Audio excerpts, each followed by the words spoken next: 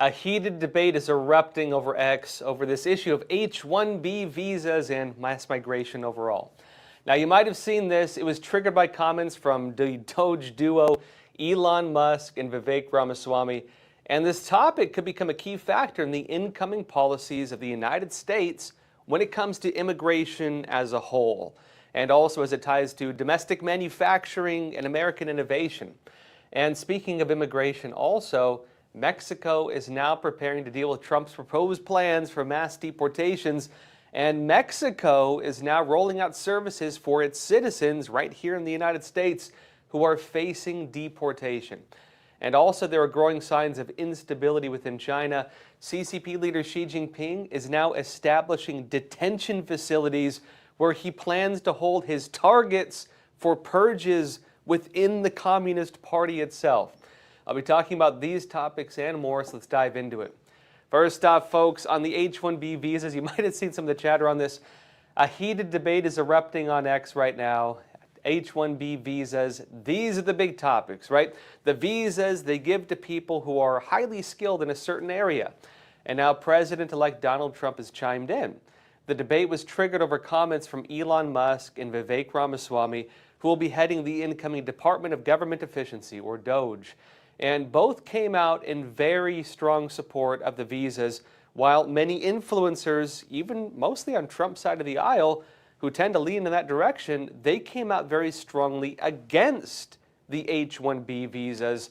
And so a lot of media frame this as a kind of civil war within Trump's base.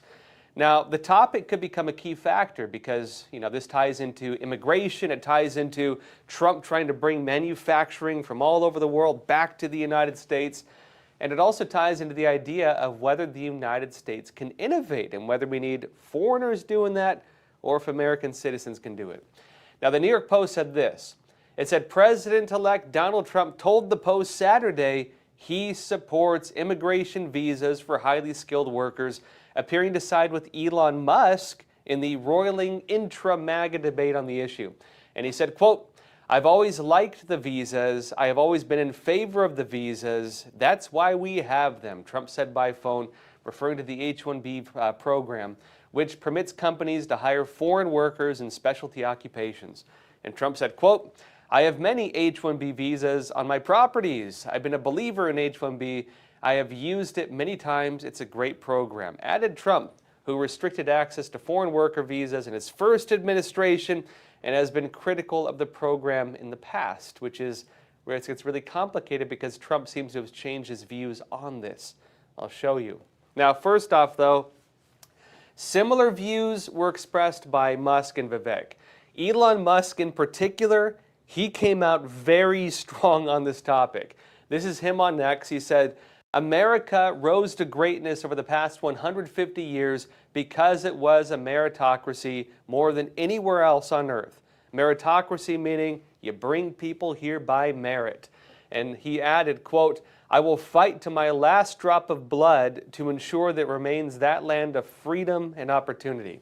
And he also noted his views on this and how it fits in with the broader topic of immigration. He said this. He said, maybe this is a helpful clarification. I am referring to bringing in via legal immigration, not illegal, the top 0.1% of engineering talent as being essential for America to keep winning. And he said this is like bringing in the Joe-Kicks or Webmies of the world to help your whole team, which is mostly Americans, win the NBA. And he said thinking of America as a pro sports team that has been winning for a long time and wants to keep winning is the right mental construct. And Vivek, again, also on the D.O.G.E committee with Musk, he discussed this as being a kind of cultural issue, and he did a very long thread on it. And he noted this includes what we consider to be desirable in the United States. And this is where it kind of started getting a bit controversial, because he and Musk seem to have some criticisms against the American, maybe motivation to work, against the American push for higher education, and comparing this to countries like India or other countries in Asia where education is kind of at the front and center of everything. Vivek said this. He said the reason top tech companies often hire foreign-born and first-generation engineers over Native Americans, referring to just native-born Americans, isn't because of an innate American IQ deficit, a lazy and wrong explanation. He said a key part of it comes down to the C word, culture. He said tough questions demand tough answers, and if we're really serious about fixing the problem, we have to confront the truth. Our American culture has venerated mediocrity over excellence for way too long, at least since the 90s, and likely longer. That doesn't start in college, it starts young. And he goes on to talk about the educational cultures in the United States and in other countries, where in America, the popular person is not necessarily the smart person, where if you go to some countries in Asia, the popular person might be the smartest person in the class. Now, these comments brought up a whole lot of arguments, as you might expect. Many pointed out that it appears some people abuse the H-1B visa system. Many allege that the visa programs are more about companies looking for cheap labor, that it's not that the best and brightest are in India or China, wherever else. It's just that they're willing to work for a lot less money.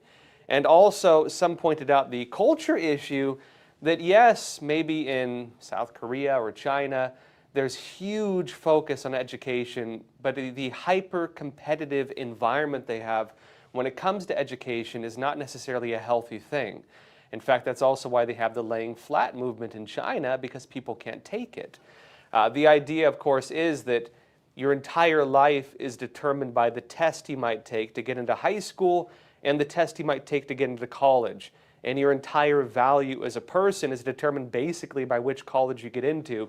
And if you fail that exam, you're doomed to mediocrity for the rest of your life. As opposed to the idea of American innovation, which is based mostly in free thinking and thinking outside the box, which makes the ability to innovate. These are some of the arguments with it. Now, some also pointed to Trump's statements from March of 2016. And Trump said this. Again, right now he's defending H-1B.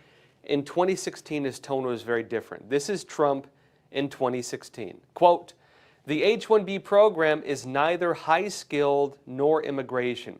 These are temporary foreign workers imported from abroad for the explicit purpose of substituting our American workers at lower pay. I remain totally committed to eliminating rampant, widespread H-1B abuse and ending outrageous practices such as those that occurred at Disney in Florida when Americans were forced to train their foreign replacements. I will end forever the use of H-1B as a cheap labor program and institute an absolute requirement to hire American workers first for every visa and immigration program, no exceptions." Now, this is important because many people noted that Trump's line on this seems to have changed quite a bit. He's now saying he fully supports them. He's now saying we need to attract foreign talent. He's now saying these are necessary for America.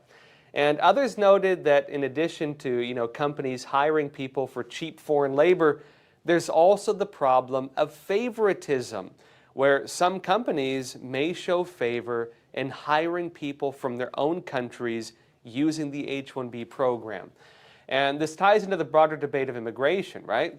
They're arguing that some companies that might be started that are Indian-run or wherever else these people are from, that they might favor people from their own countries, and it represents that type of, again, favoritism. And the argument being that the H-1B program means that Americans are not hired for jobs once you begin the process of allowing one group in, and then they want to bring their family members in, and then they want to bring their friends in, and their cousins in, and the friends of their friends, and so on. And before you know it, they're not hiring based on the best and brightest, but instead based on who they know and who they like.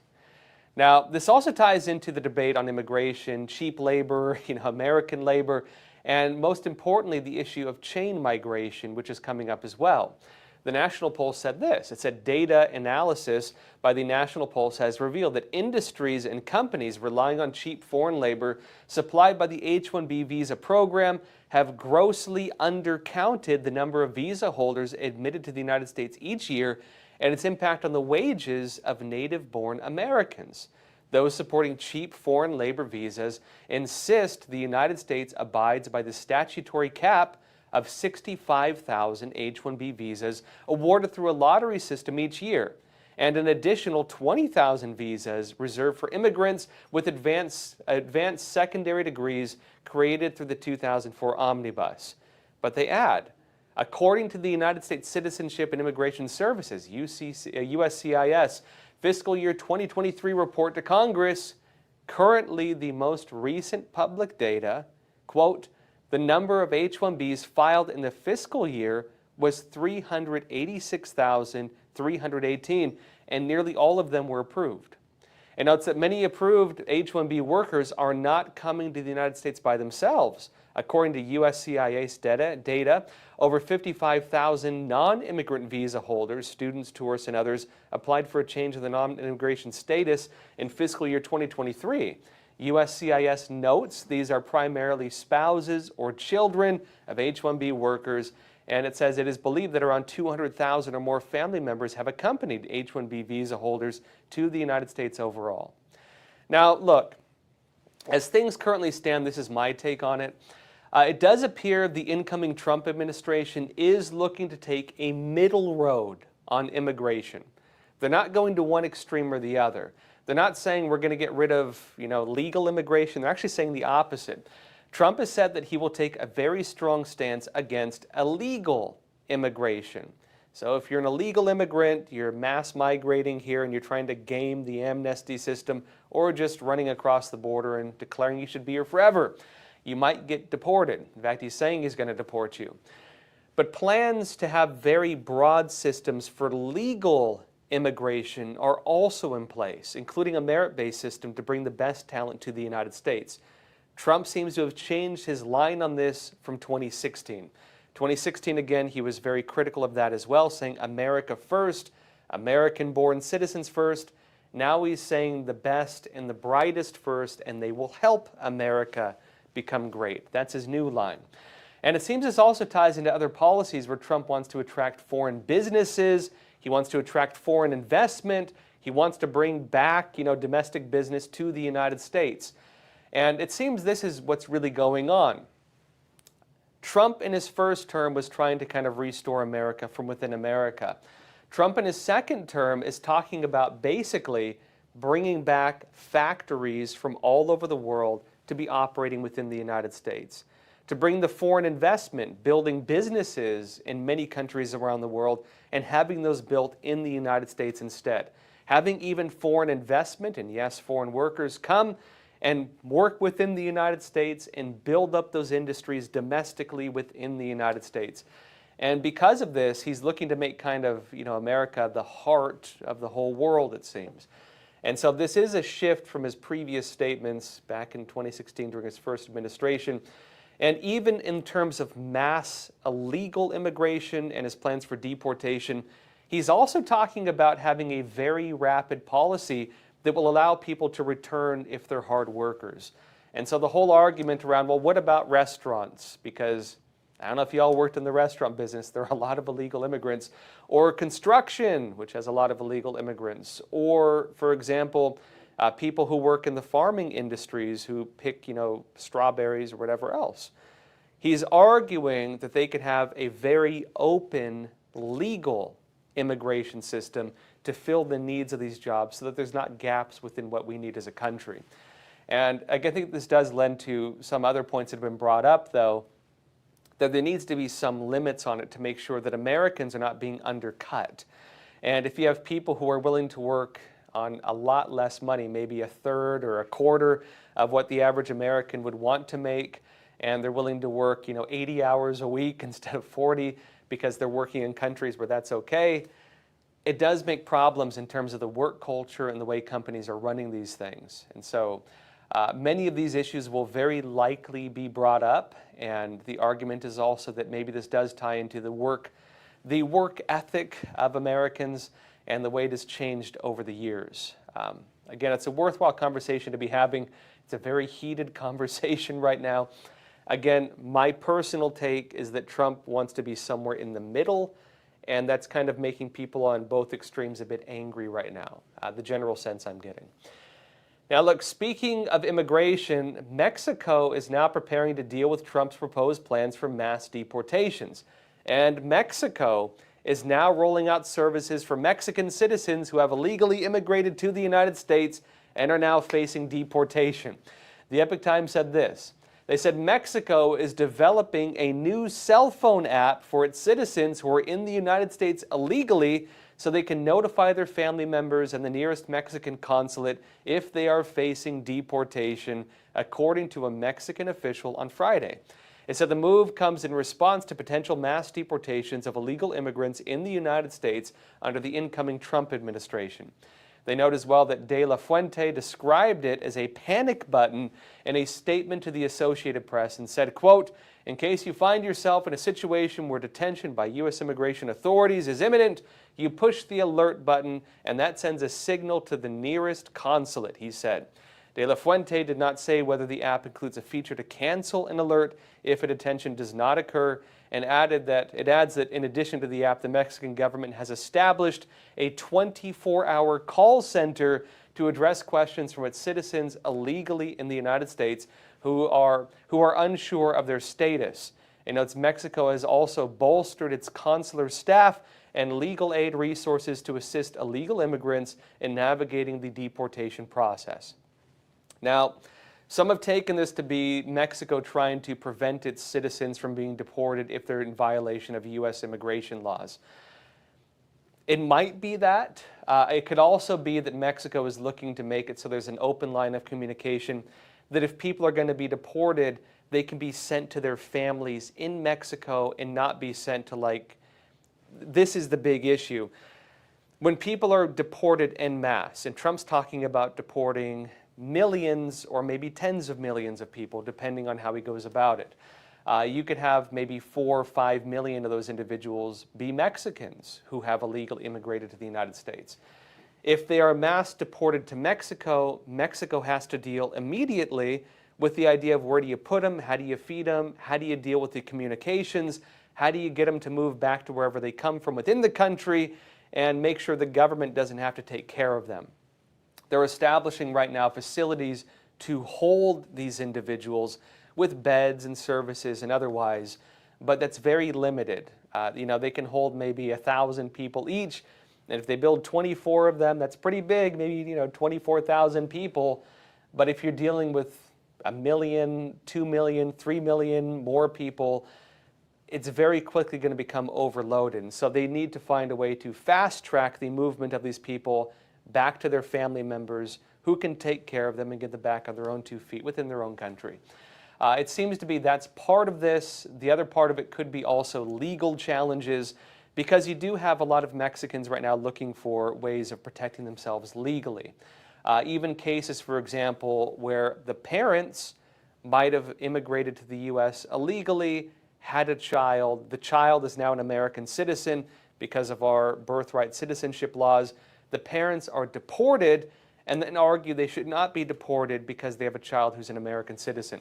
There are even cases recently of people filing lawsuits against the United States who were illegal immigrants deported, but crossed the border, had a baby, and again believe they should be in the United States because of that. These are all going to be issues going through different court systems. This is going to be a very long process. And it seems Mexico is preparing for this very long process. Now, in addition to this, the Mexican president is also looking for ways to deal with potential deportees who are not from Mexico.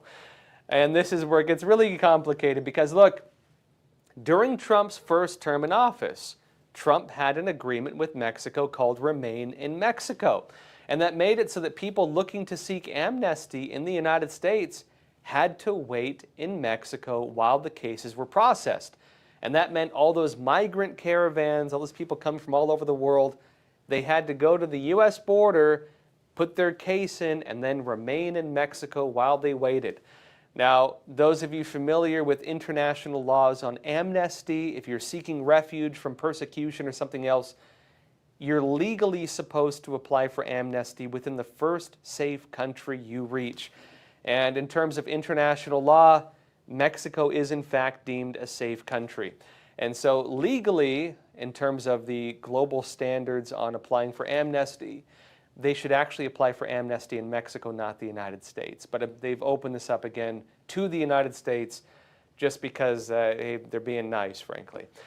But now also there are some concerns that people facing deportations to countries other than Mexico, if Trump wants to deport people to over 190 countries, then that's where they're coming from. And again, we have to ship them and fly them and bus them all over the world. It may be easier to just drop them off at the place they illegally entered. And for most of them, that's going to be Canada or Mexico. And Mexico does not want that to be happening. The Epoch Times said this. It said Mexican President Claudia Sheinbaum said she hopes to reach an agreement with the United States to deport non-Mexicans directly to their countries of origin without first going through her country. Meaning we don't just drop them off at the Mexican border where they illegally crossed in the first place and then make it so they have to go and find their way back home. She's trying to make sure that does not happen. It notes that President-elect Donald Trump has pledged to deport large numbers of illegal immigrants. And while Sheinbaum stopped shortly of explicitly stating that Mexico would refuse immigrants from other countries, she did say her government would look to avoid it. And here's where it's going to get complicated for the United States. Should we have to pay to fly people to Africa and India and China and Russia and everywhere else on the face of the planet if, again, these people are just in violation of U.S. law? Should the American taxpayer have to bear that? And if they were allowed to illegally enter the United States through the U.S.-Mexico border, well, is it fair to Mexico to just drop them off at their border and say, you know, have at it? This is the big question. The other challenge that the United States has is that some countries are saying they will refuse to allow the United States to fly people or ship people or whatever else we have to do to get them back to their own countries. And so even if America flies the Venezuelan illegal immigrants back to Venezuela, hypothetically speaking, Venezuela has said that they will not accept them. And so if we can't deport them through that means, would it be then in America's interest to just drop them off at the southern border where they illegally entered in the first place? This is going to be one of the big points of contention and debate, and also something that Mexico is trying to debate with the United States on. Now, look, on the point of Mexico creating services to help people who are facing deportations, there are also state governors within the United States looking to block these deportations, as we've been discussing. And California is becoming front and center of this whole move. Politico said this: California Governor Gavin Newsom's administration is drafting a potential plan to help undocumented immigrants, in other words, illegal immigrants, who may be threatened by incoming President Donald Trump's mass deportation threats, including resources to find legal aid. How do you sue? How do you protect yourself in order to fight back against deportations? It said a draft of the plan obtained by Politico entitled Immigrant Support Network Concept proposes the creation of an immigrant support network comprised of regional hubs to connect at-risk individuals, their families, and communities with community services such as legal resources, schools, labor unions, local governments, etc. Now, this is going to be important because there have been arguments to allow illegal immigrants to unionize in the United States, which gives them some additional protections. That might not hold up. There are also arguments that if America tries to, under the Trump administration, if we try to establish mass deportation facilities, if you have kids who are, again, under the age of 18, legally, if you hold them for too long, you have to provide educational resources to them. And so there are going to have to be different legal requirements for the types of services we offer to people in the camps where they await deportation. That is only going to be the case if it takes too long to deport them. And one of the arguments is they can delay the process of deportation by filing legal challenges. And if you can delay it using legal challenges, then of course they have to create other services for those individuals during that kind of purgatory type process. And this is going to be complicated because it's going to cost a lot of money. And Trump's administration is going to have to deal with that. Trump's incoming border czar, as of now, this is Tom Homan, he's suggesting the first phase of the mass deportations could require a lot of money. And he made these comments on Fox Business last week. Watch this. Congress needs to fund this deportation operation. It's going to be expensive, and everybody's focused on how expensive it's going to be. They need to understand, yeah, it's going to be expensive in the beginning, but in the long run, it's going to save billions of dollars of taxpayers' money. Right now, we're paying for free hotel rooms, free airplane trips, free medical care. Not the financial costs in our schools, in the hospitals, and trauma centers, in the billions and billions of dollars in perpetuity. Now, back on Mexico, there are other concerns as well. The country's leaders are also worried that Donald Trump may declare war on the drug cartels. And this is going to be complicated because many public officials in Mexico are either bought off by the cartels, and in some areas, the government is the cartels. You have entire areas of Mexico where the cartels have basically become the local government. And that's going to be very complicated for them as they deal with trying to challenge Trump when they themselves may be implicated or even targeted for the ties to the cartels. Wall Street Journal said this. It said the once unthinkable prospect of U.S. military action on Mexican soil is dominating the political conversation in Mexico as the country braces for President-elect Donald Trump's second term. It says Mexican President Claudia Sheinbaum said at a recent news conference, quote, "There won't be an invasion. It's not going to happen." Despite her assurances, some Trump allies have made military action against the cartels a common refrain, including his choices for National Security Advisor and Defense Secretary Representative Mike Waltz and former Fox News host Pete Hegseth, respectively. And notes as well, Donald Trump campaigned on ending the flow of fentanyl to the U.S., where it accounts for the most overdose deaths of any drug, with about 76,000 fatalities in 2023, killing Americans on the scale of a full war. And notes that's according to U.S. government figures. And notes as well that Trump considered ordering missile strikes on drug labs in Mexico during his first term, but was talked out of it by former Defense Secretary Mark Esper, according to Esper's 2022 memoir. And the current administration with Trump might not talk him out of it, is the argument here. And notes as well that Trump declined to comment when asked about the claim by CBS television program 60 Minutes. Now look, we'll see whether or not this happens. I would actually add to that piece by noting that Trump, in his policy videos, declared, he said it, when he was on the recent campaign trail. He had a full video on it. He said that his campaign and his administration is going to declare war on the Mexican drug cartels. He says it's going to be massive. He wants to have special operations forces doing raids and doing targeted killings of cartel heads. He wants to have the entire American military intelligence system focused on this. He wants to establish a naval blockade to block all drugs from entering the United States. Trump is talking about a very, very long list of military powers. He posted a very long video on this where he just goes piece by piece by piece of everything he says he's going to do. He wants to destroy the cartels. And this is going to be complicated because throughout Latin America, not just in Mexico, a lot of government officials, a lot of public leaders, a lot of big influencers, many of them are either tied to the cartels or are part of the cartels. Again, you have entire local governments that are the cartels, including in some parts of the, right along the U.S.-Mexico border. Some areas are controlled by the cartels almost completely. Meaning, of course, if you do that, it may implicate government officials. And so what did Trump say about this?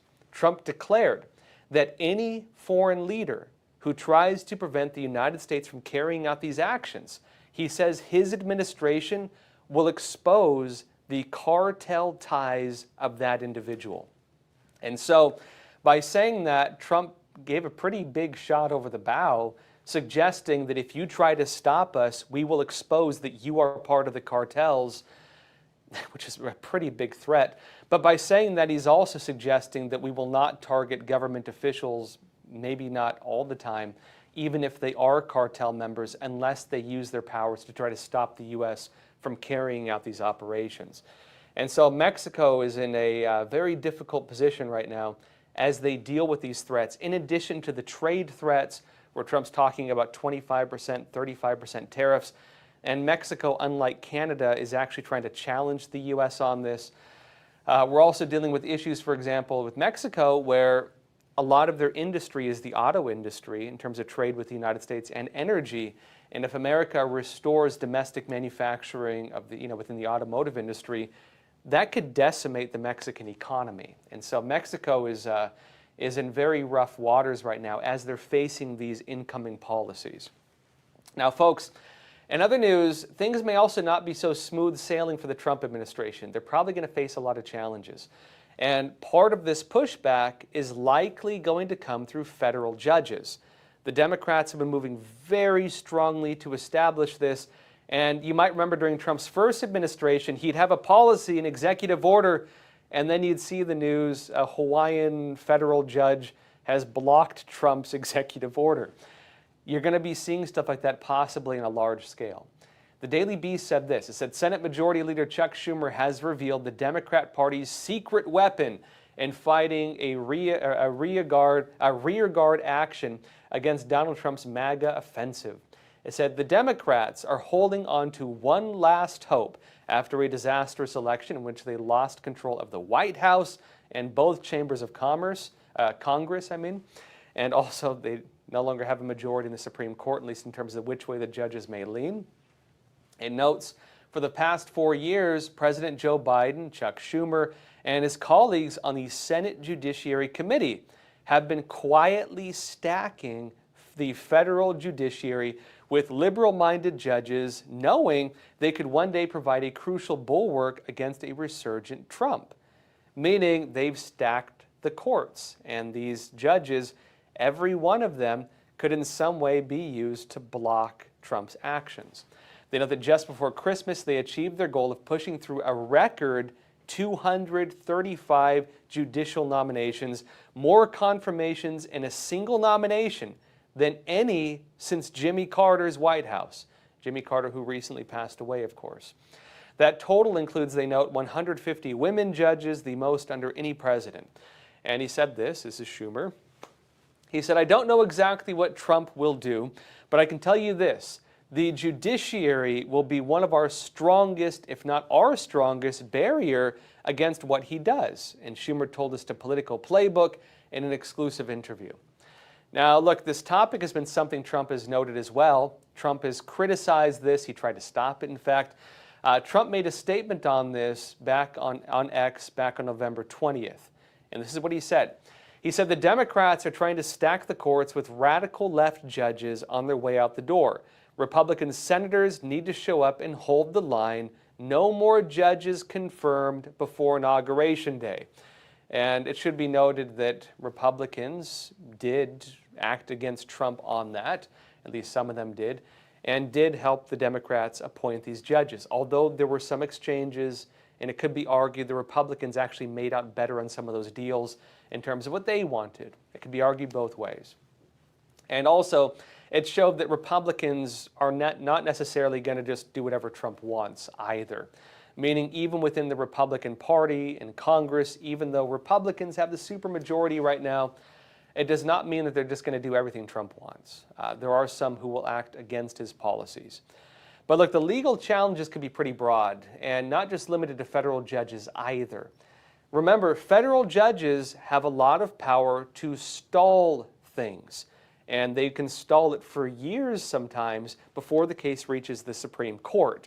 And so if Trump has an executive action, if he tries to do something, a federal judge, and they have more than 230 of them now, a federal judge can block it and delay it until it goes all the way to the Supreme Court, and then the Supreme Court can make a ruling on it, and then that may be decided, and then within the boundaries of that, Trump may try it again, and another judge can block it, and it has to go to the Supreme Court, and so on, and so on, and so on. Which is, of course, something we saw happen very frequently during his first term in office. But it's not just limited to this either. You're also going to be seeing some of these different organizations like the American Civil Liberty Union.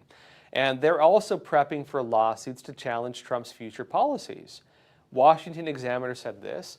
It said the American Civil Liberties Union was the biggest legal thorn in President-elect Donald Trump's side during his first term.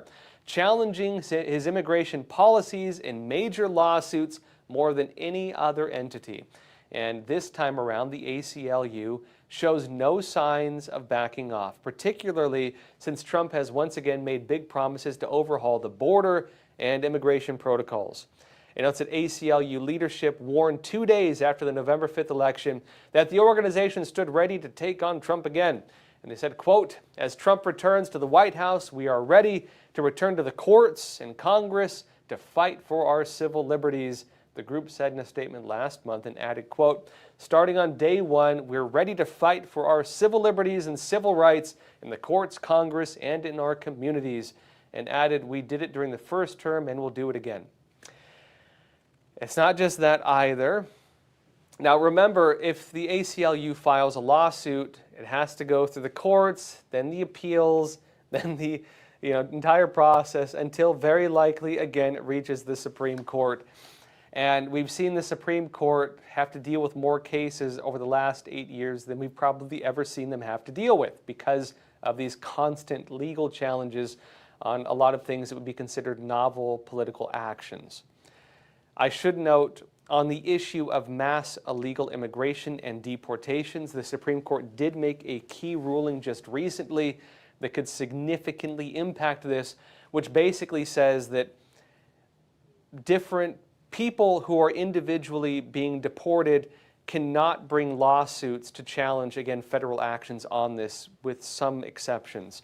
And so it's going to be very hard for them to challenge the mass deportations. But they can look at other things like the way the detention facilities are established, the methodology of how it is being done, the timing it takes, the way and protocols and everything else, the U.S. tax dollars, how much it will cost, whether they can allocate those funds, whether they can use the military, and the whole 9 yards. Meaning, they don't have to look just at the individual cases.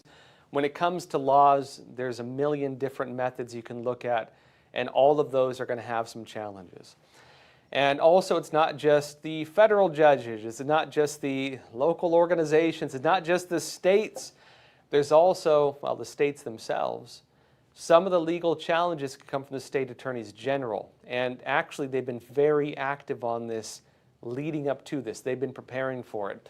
Many of them have been studying Trump's proposed policies for years. And for years, they have already been preparing legal challenges to everything Trump's saying he's going to do. CNN said this. It said, when the frequent court foes of Donald Trump's first administration look back at the early days of his presidency, they recall building the airplane as we were flying it, as outgoing Washington Attorney General Bob Ferguson has described it. And they note that was especially true of the intense and quick-moving court fight over the so-called travel ban, a seminal 2017 lawsuit that set the tone for 4 years of legal confrontations. You might remember Trump banned travel to the United States from countries with big problems of terrorism, and then also tried doing the same thing to China to block people from coming here and spreading COVID-19. And organizations fought Trump to allow people to come here, even if they're terrorist countries, even during a pandemic, although they tried sweeping that one under the rug later. Now, it notes this, though. None of the Democratic state attorneys general who originally took Trump to court over that controversial policy will still be in office when he is inaugurated next month, but their successors won't be starting from scratch this time around. They're not going to be building the airplane while they're flying it, in other words. They say even amid a different legal landscape and political climate from Trump's first time in office. And notes they have been preparing for months, if not years, for what kind of lawsuits they might want to bring against a Trump 2.0 agenda. They've done so as the president-elect and his deputies have promised a more sophisticated and less error-prone operation this time. And they note that Democratic officials and their staff have pored over Trump's campaign promises as well as the proposals outlined in Project 2025, the policy handbook assembled by a conservative think tank that was written by several veterans of Trump's first administration, some of them now nominees for his second term. Now look, folks, the other side of the upcoming legal battle is the discussion on Trump's side that some people who were involved in the legal actions against him could also be facing criminal investigations. Meaning that, yeah, they tried challenging Trump, they tried going after Trump, but many of them may have violated the law in doing so, and some of those prosecutors and maybe judges and attorneys could themselves be facing criminal prosecutions when Trump comes into office. At least that's what he's saying. The Wall Street Journal notes that they're already preparing for this, actually. It says dozens of prosecutors and agents have worked on cases that potentially make them vulnerable, such as special counsel investigations of Trump, prosecutions of hundreds of his supporters who stormed the Capitol on January 6, 2021, they say, and contempt of Congress cases that sent top Trump associates Steve Bannon and Peter Navarro to prison this year. It says their concerns are part of a broader wave of uncertainty that has swept through the Justice Department since Trump's re-election, and he and his appointees openly float plans to fire career employees and bring the department more closely under presidential control. I would note they're not just talking about firing them, they're talking about prosecuting them. And you even have, for example, Jack Smith, the special counsel who was investigating Trump and his team, now seeking legal counsel because they're concerned Trump is going to investigate and possibly prosecute them. Or maybe not Trump, but whoever he appoints to the Justice Department, whoever's again appointed in the end. You have, for example, the judge who oversaw most of the January 6 cases is recently now just announcing he's stepping down. And there are discussions at the very least that the individuals involved in what Trump and his team regard as the weaponization of justice, that every individual who was involved with that could face investigations and possible prosecution. Trump has even been saying that this could extend to many areas, including, for example, judges or individuals, even teachers or local officials who may have been involved, for example, in the trans movement and fast-tracking the operations to get kids puberty blockers or operations that would chop off parts of their bodies, and making it so that these kids could sue them, or some of those individuals may even face criminal cases against them for doing that to children.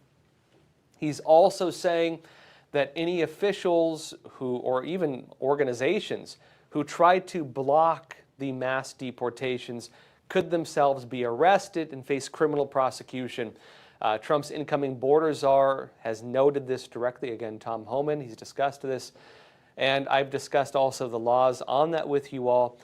If a governor, if a politician, if you or I or anybody tries to prevent the deportation of an illegal immigrant, you could face 7 years in prison. And if that individual is a criminal and you're blocking a criminal from being deported, it is a mandatory 3-year or minimum additional charge, 3-year prison sentence. And so you could face up to 10 years in prison for doing that. And Trump's incoming team, his administration, they're saying they're going to use that, including even if the individual is a government official. And maybe we'll see if that can be applied to judges or anyone else as well, because that's going to be very complicated. But this is basically what is happening as things move forward. Now, folks, in other news, there are growing signs of instability within China, which I've been discussing. And CCP leader Xi Jinping is now establishing detention facilities in China, which he plans to use to hold the targets for his purges within the Communist Party itself. I'll be talking more about this after we come back from a quick break. Experts agree. One of the best ways to protect against financial uncertainty is to diversify your portfolio. Learn how physical gold and silver can secure your retirement funds from today's economic challenges. With a gold IRA from American Hartford Gold, you can safeguard your wealth with no penalties or taxes when you transfer your current qualifying retirement accounts. Call now and our precious metals specialists will send you a free information kit, no cost or obligation. American Hartford Gold, a trusted industry leader with an A+ from the Better Business Bureau, has a 5-star rating from thousands of happy clients. Whether you are getting physical precious metals in a gold IRA or delivered to your doorstep, we offer only the highest quality gold and silver. For your peace of mind, We also offer a no-fee buyback commitment, a low-price guarantee, along with free shipping and free insurance. So don't wait. Call the number on your screen today and secure your financial future.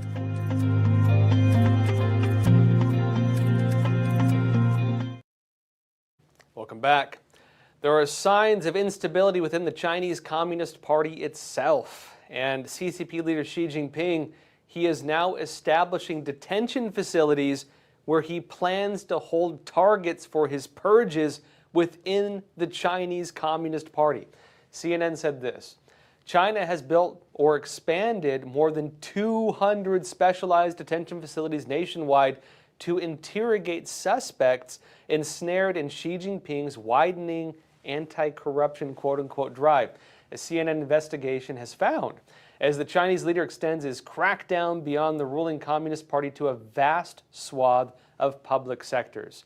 Xi Jinping is basically going against any public official who is not fully on his side.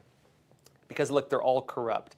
And so calling it anti-corruption is just a label. They're all corrupt. If you want to get into the CCP, you have to be corrupt. There's no way around it. Now, note that some of the most fearsome tools he has wielded to keep officials in line are being used against a much broader section of society, from private entrepreneurs to schools and hospital administrators, regardless of whether they are members of the 99 million strong party, the CCP.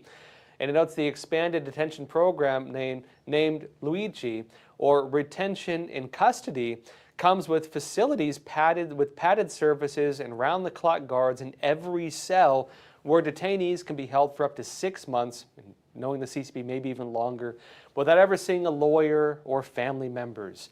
They note it's an extension of a system long used by the party to exert control and instill fear among its members. Now look, I've pointed out before that despite the CCP's current aggressions outside of China, I would say again, most of the power of the CCP is outside of China. There are deep signs of instability within China, and notably within the CCP itself. Although the CCP appears strong, it is not an internal strength. Their strength is in the spies outside of China. Their strength is in foreign investment that they've gotten from investors and fooling them to bring money into China. Their strength is from foreign manufacturing. Their strength is in the politicians and business leaders and investors and academics and special agents who they've compromised in other countries, and even journalists and influencers who they've gotten in their pockets. The strength of the CCP and the illusion of it outside China is mainly that. But inside China, the regime is collapsing. The CCP right now is on the brink. Their economy is collapsing, and within the party itself, Xi Jinping is terrified because he's not able to garner the support he believes he needs to do whatever he wants, and so he's targeting all the different layers of the CCP and every single public official because he wants all of them to fall in line with his orders, and many of them are not doing it. And so the CCP right now is actually facing some real serious issues internally. Folks, that said, hit the like button, leave a comment, and let's jump into some questions. Let's see here. First off, a question from Alfred's mom. You're saying California has a huge deficit. Yeah, they rely on federal funds, ironically. You said they can't even afford what they have. How are they paying for illegals when they can't handle the homelessness issue? Simple answer, federal funds. They're like a welfare state supported by other American states. They've lost a lot of money, and then a lot of it's just on debt. You know what I mean? A lot of it just comes from debt and state debt. And so you can spend beyond your means if you get a new credit card every time you spend beyond your means. And they do that just by getting the states deeper and deeper into debt. You're also noting Democrat states that want to be sanctuary must prove they have the money to take care of the extra people and not rely on federal funds. Yeah, actually, I think the issue of federal funds is going to be real crucial with this. And that's actually a really good point. Because Trump has talked about this in the past. You might remember during Trump's first term in office, when it came to crime, right? When you had, of course, a lot of different states, when they were first implementing these light on crime policies, and you had these district's attorney who were coming in and saying that they're going to prosecute things based on race and not based on the actual crime itself, right? These kind of DEI policies. When those individuals were coming in, and in California, they created that, it was around that time, they created that new policy where theft under $950 was a misdemeanor, and you had the mass theft taking place, and you had different districts' attorney basically letting a lot of people off on nonviolent crime. Trump was saying that he was talking about this, and he was saying that if these states don't start acting responsibly to fight crime, he may consider using the federal marshals and sending federal marshals to these states to deal with it, including with the mass protests and so on. He was saying that. He also floated the idea of withholding federal funds to some of those states. And this is important because a lot of states are dependent on federal funds. They get a lot of their money, and a lot of their programs pool from the ability to get money from the federal government, which comes from the American citizen. We pay both of them. You know what I mean? We pay the local government and we pay the federal government. We pay taxes technically to two governments, right? Because we have a republic system that is based on states, each state technically being its own government, and then a federal government layered on top of that. And so we have local government and we have big government. As opposed to a lot of countries where you just pay taxes to just your normal, what would be a state government. And keep in mind, most U.S. states, they have the structure, the government, even the National Guard, the military, of a full country. And many of them are as large as and as populous as many countries in the world. And a lot of them also have bigger economies than most countries in the world. In fact, if you look at California and Texas, they would be among the most prosperous countries on earth if it was deemed a country. And so, the nature of not a confederacy, but a union of states forming the federal government is basically that America is a federal government built upon 50 separate countries, right? The issue you have is some of those countries don't pull their own weight, very much like the European Union, where they're trying to do the same thing with much less success. Because in the European Union, they again are all the different countries in Europe trying to create not just individual countries, but also a kind of federal government, but they don't call it that, they call it the European Union, right? Their union, just like the American Union, as we talked about during the Civil War. And in Europe, you also have a few different countries basically paying the bills for all the other ones. Germany, France, you know what I mean? You have a handful of countries that shoulder the bills, and you have a lot of other countries that basically produce a lot less wealth than they contribute, and even take a lot of money from the Union. It's the same thing with the United States. You have some states that take from the Union a lot more than they give. And Trump could use that as leverage. He has done it before, or at least threatened to do so before. And the argument you're going to hear from the states is, how could you dare do that? You will deprive the citizens of this state from basic services and basic government things that they should have access to. And because what does it mean when you cut funding to states? It means they have to cut government services. The argument from Trump and from the Republicans will very likely be, no, we're not going to cut those services. You just have to decide better what you spend our money on. Maybe you shouldn't be spending money giving free housing and free health care to illegal immigrants, and instead look at providing basic services, the ones you say are at risk, to American citizens instead. That's going to be a big argument, that there's been a kind of delinquency in terms of the allocation of funds. Hey, whatever happened to that that high-speed rail you wanted to build, California? It's going to be things like that. Gee, I don't think you're spending this money very well. Maybe we should look at how you're spending it, not look at whether or not you're going to be denying services if you refuse some of that funding, right? That'll be a big part of the argument. We will see which way that goes because, again, those will be the two sides of it. Ashley from California, you're saying if people don't want to get deported to their home country, what about sending them to countries with extreme population decline? Here's the irony with that, is that many people would argue that's already what they're doing, right? And this is one of the big points that has been raised by people like Elon Musk, and on the other side, groups like these big globalist organizations. They would say, this is the irony. On one side, they say the world has too many people and that we need to reduce the population of the world. You have some globalist figures who say that openly. We need to reduce the human population. They say that, right? They say that. And of course, what does that mean? Well, the other side of the argument is many people almost in the same breath say that in first world countries, we have too little population growth, that there's negative population growth. And in wealthy countries, the United States, I don't know about Canada, but the United States, if you look at South Korea, Taiwan, Japan, Europe, Western Europe, we're facing significant population decline. And country in China, for example, are facing significant population decline, although they're not a first world country, they're a developing country. These countries are facing significant population decline. We're far below replacement. The countries that don't have that problem are mostly third world countries.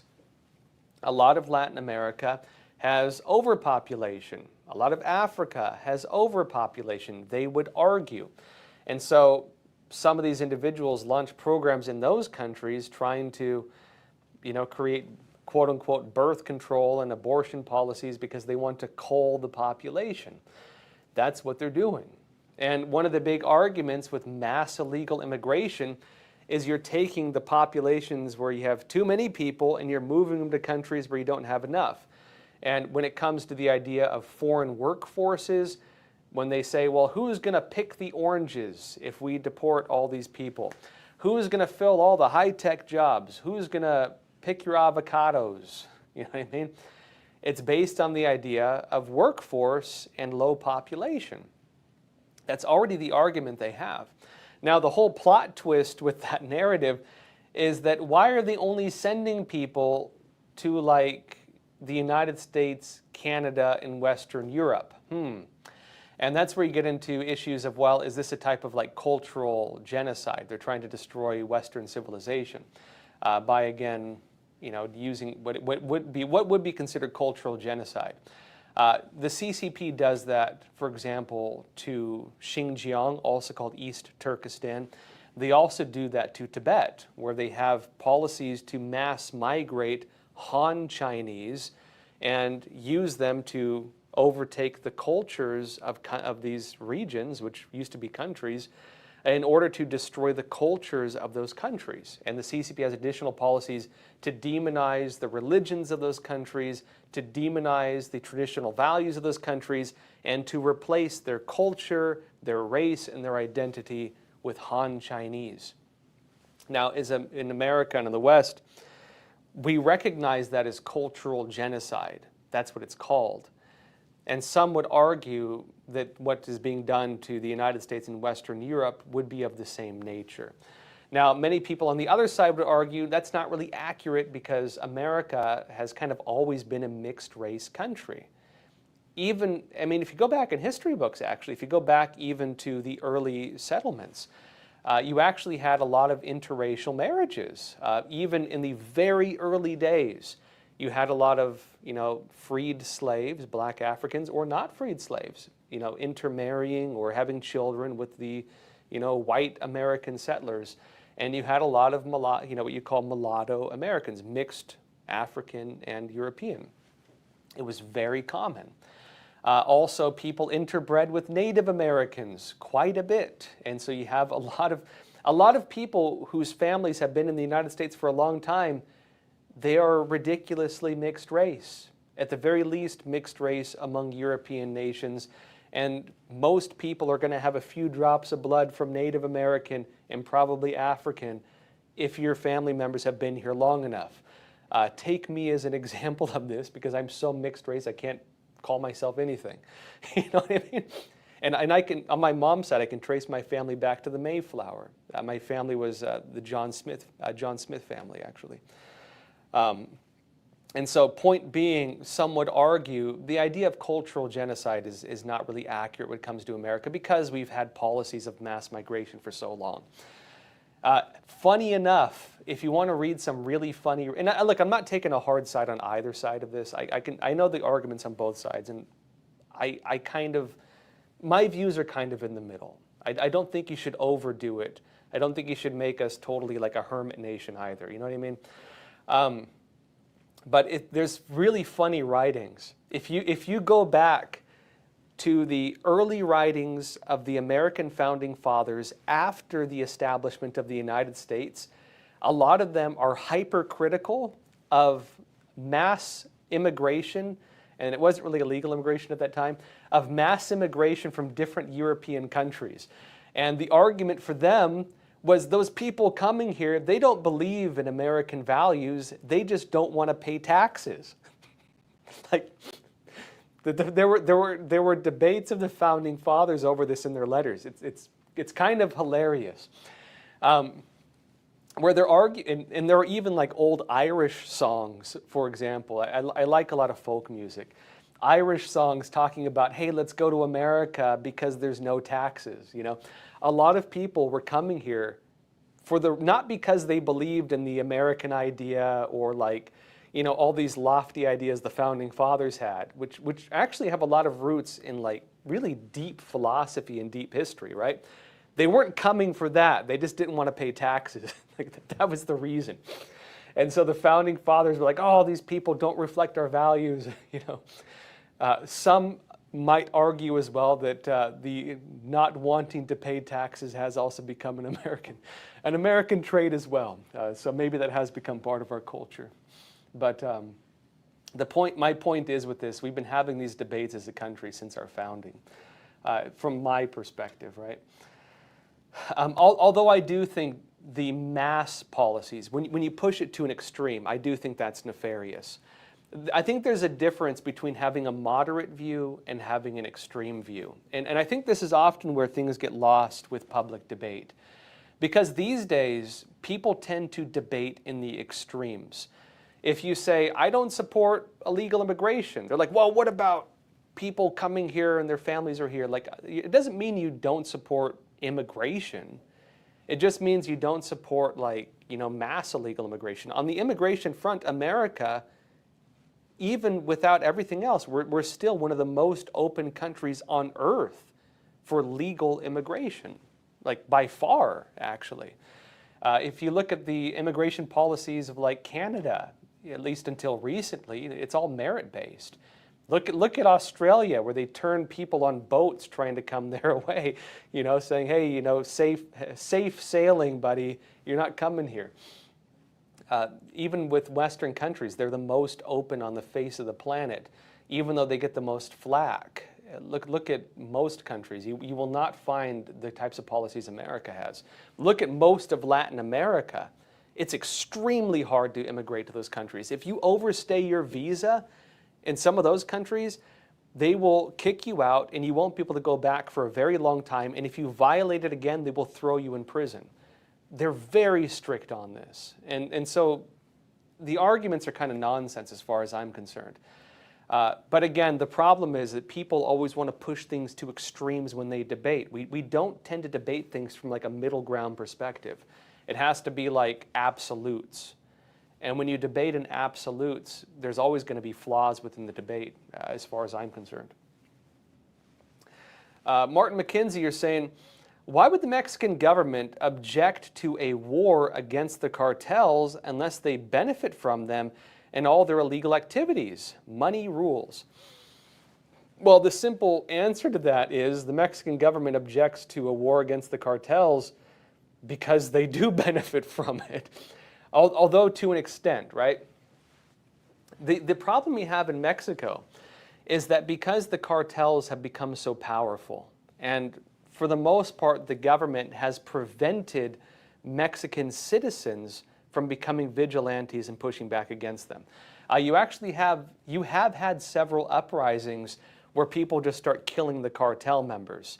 In Mexico, there are extremely tight laws on guns. It's very hard to legally own a firearm, but it's also very easy to illegally own a firearm. And so you have a problem, just like in Brazil, where most of the criminals own guns and most of the law-abiding citizens do not. To the extent that you have criminals rolling around in what you call technicals, which are like pickup trucks with machine guns on the back.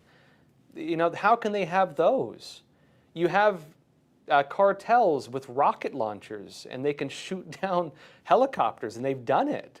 How can they have those? The government goes after them a little bit, but the problem is because the cartels are so powerful. In some areas of Mexico, the cartels run the entire government. They will get their people elected. They will also provide a lot of the social services. And so the cartels run hospitals, for example. The cartels run food drives. And many of them have this cultural idea that, hey, we're fighting the American imperialists or whatever like that, because a lot of it is based on this idea of, fighting America. A lot of them have that belief because they believe that we stole their land from them, right? Which is what they're taught in their schools in Mexico, a lot of the communist ones notably. And so they believe that they're taking American money and taking American lives, and they're benefiting their own families and their local communities. And the other problem you have is that anytime an official wants to fight against that, they get killed. If you're a Mexican official and you don't play ball with the cartels, they will kill you. And so it's very hard for them to break from that. It's gotten to the point where the cartels have become so powerful that an official trying to fight them will be killed. And so many officials have gotten in the pockets of the cartels that they almost can't avoid it. It's almost impossible to avoid it, because if you refuse to get in the pockets of the cartels, they just kill you. And who's going to prosecute the cartels? Well, nobody, because nobody can stand against them. The other issue you have is that it is a massive industry. If you were to take the drug industry and the human trafficking industry, which the Mexican cartels profit from massively, it would represent one of the biggest companies on the planet. If you were to talk about, economy, what does it mean? It means that money is flowing into the pockets of the cartels and the foot soldiers and everybody they're paying off. And then what do they do with that? They buy mansions and cars and gold-plated Kalashnikovs and everything else, and food and restaurants, and the money flows within the Mexican economy. And so they do make a lot of money for this, and the money from that does flow into their economy. And a lot of them get rich off it. And so you could argue on two sides of it. On one side, many of them may not want to go after this because it would basically, in addition to everything else, really harm their economy. The other side is some of them may not be able to make public statements in support of that because they'll be killed if they do. And the other side of it is most people there at least have a friend or family member who's in the cartel. It's like the Taliban. Like if you go to Afghanistan, they would say everybody has a friend or family member who's in the Taliban. And it's become almost like an insurgency. Everybody knows somebody who's part of it. And so do you want your friend or family member to be killed because they're part of this thing that has become part of your country? It's a very unfortunate state they've gotten into. And the argument is, well, look, they're killing more than 70,000 Americans every single year, and they've corrupted many countries to such an extent where they can't have fully functioning governments or economies, and they're terrorizing local communities. Kidnappings, murders, gang wars, horrible stuff. Do you just let that happen? Do you let that continue? That is the problem these countries are facing, not just Mexico, but others as well. And so Trump is saying that, we have to deal with it. That's where he's at with it. D.O.G.E, you're saying, do you think this move from Xi, meaning Xi Jinping, could indicate the last years of the party? When a tyrannical regime starts cannibalizing itself, it is usually the beginning of the end, really. Yeah, so when it comes to Xi Jinping and what they call the anti-corruption campaign, he's been doing this for a long time. But there's a difference between what he did previously and what he's doing right now. If you go back a few years, the anti-corruption campaign was a faction battle. There were two major factions within the Chinese Communist. There were others as well, but two major factions. One of the factions was a faction led by the former CCP leader Jiang Zemin. He was two leaders ago, right? There was Jiang Zemin, Hu Jintao, Xi Jinping. Hu Jintao was a puppet of the Jiang faction. They basically threatened him, and he had to serve the Jiang faction. And so Jiang Zemin and his faction maintained control over the entire party and, within their interests, even when Hu Jintao was in power, meaning it was an illusion of power. Xi Jinping came in, and he did not want to be part of their faction. He wanted to be the one in charge. He wants to be the new Mao Zedong, and they went to war with each other. They tried killing each other multiple times. Then Xi Jinping started using his power to purge the rival party. There's no good or bad in this. They're all just as bad, right? They're all just as bad, just they're fighting for their own interests. The narrative Xi Jinping used for this was anti-corruption. They're going after corrupt officials. Plot twist, if you're part of the CCP, you're probably engaged in some form of corruption. It's part of the lifeblood of the Chinese Communist Party. And so you could go after everybody. You could go after any of them using that. And because it's the CCP, even if they're not corrupt, you can frame them. You can frame them as that and target them as well, right? And so they were at war with each other for a long time. Jiang Zemin died a few years back.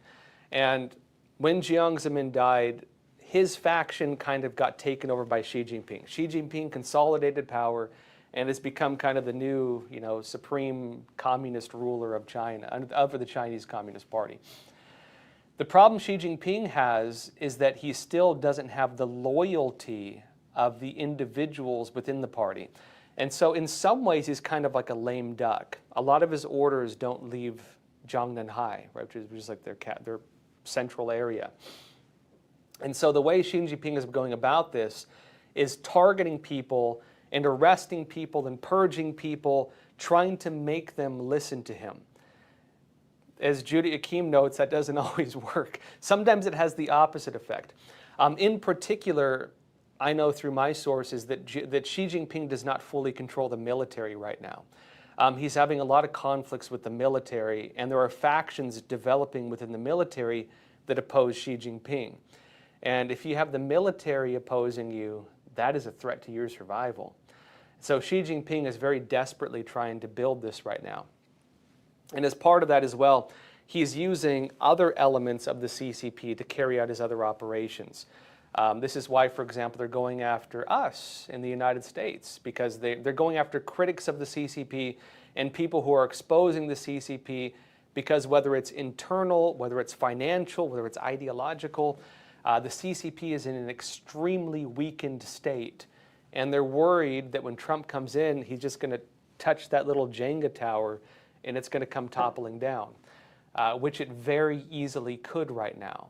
The CCP is in a deeply weakened state, and Xi Jinping himself is not in a position of power. In fact, I would even add to that the way the CCP works is if they're strong, they will try to appear weak. If they're weak, they will try to appear strong. And the hyper-aggression you're seeing from China right now is not a sign of strength. It is a sign of weakness. They're trying to, most of their power is outside China, and so they're trying to pull those levers to exercise every bit of thing they have to ensure, at least try to, and I don't think it's going to work, to try to keep the CCP alive. The survival of the CCP is their number one priority. And it's reached a point where I don't think it's going to be possible for them to save it this time. There's too many problems, and what you see happening right now is like the last lashing out before they collapse. That's what you're witnessing right now.